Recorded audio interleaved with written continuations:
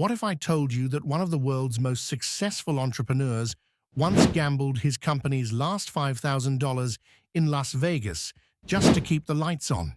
Meet Fred Smith, the man who received a C grade at Yale for an idea that would later become a $90 billion empire.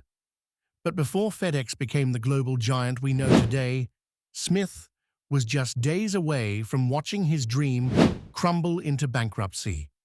Picture this: 1965, Yale University. Young Fred Smith submits an economics paper outlining a revolutionary concept: overnight commercial air delivery. His professor's response: "The concept is interesting but not feasible. Grade C." But that was just the beginning of his struggles. Fast forward to 1973. Smith had poured everything into Federal Express. The company was hemorrhaging money, losing over $1 million per month. They had exactly $5,000 left in the bank and a $24,000 fuel bill they couldn't pay. The banks had rejected his loan applications. Investors had turned their backs. FedEx was literally 7 days away from bankruptcy. Everything Smith had worked for, everything he believed in, was about to disappear. Then came the moment that would define not just Fred Smith's legacy, but the future of global commerce. With his back against the wall and nothing left to lose, Smith made a decision that would seem absolutely insane to any rational business mind.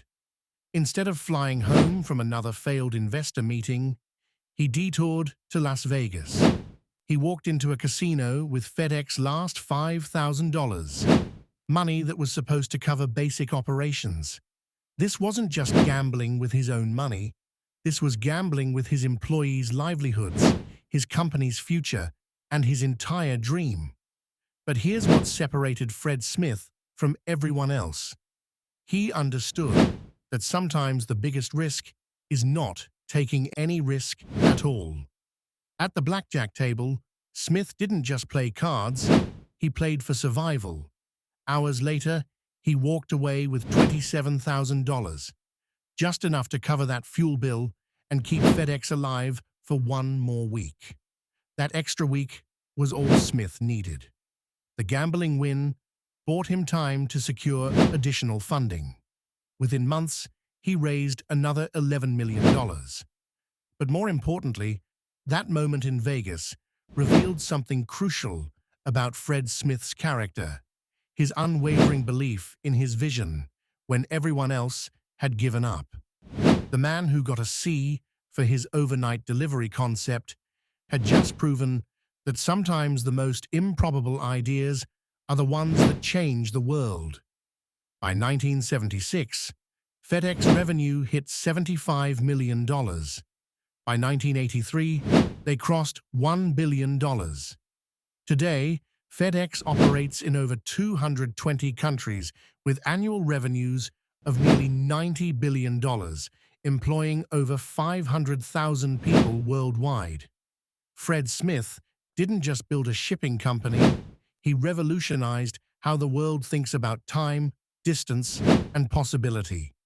That Yale professor who called his idea not feasible lived to see Smith's vision move mountains, literally. Every overnight package, every time-sensitive delivery, every moment when distance collapsed because something absolutely had to be there tomorrow. That's Fred Smith's legacy written across the sky. From a rejected college paper to a company that redefined global commerce, from $5,000 in Vegas to a $90 billion empire. From being told his idea would never work to proving that audacious vision, coupled with relentless execution, can literally move the world. Fred Smith's story proves that failure isn't the end. It's just the beginning of your comeback story. When the world says your idea is impossible, when the money runs out, when you're down to your last dollar, that's not when you quit. That's when you double down on your vision. Because as Mr. Ambot would say, you failed when you stop.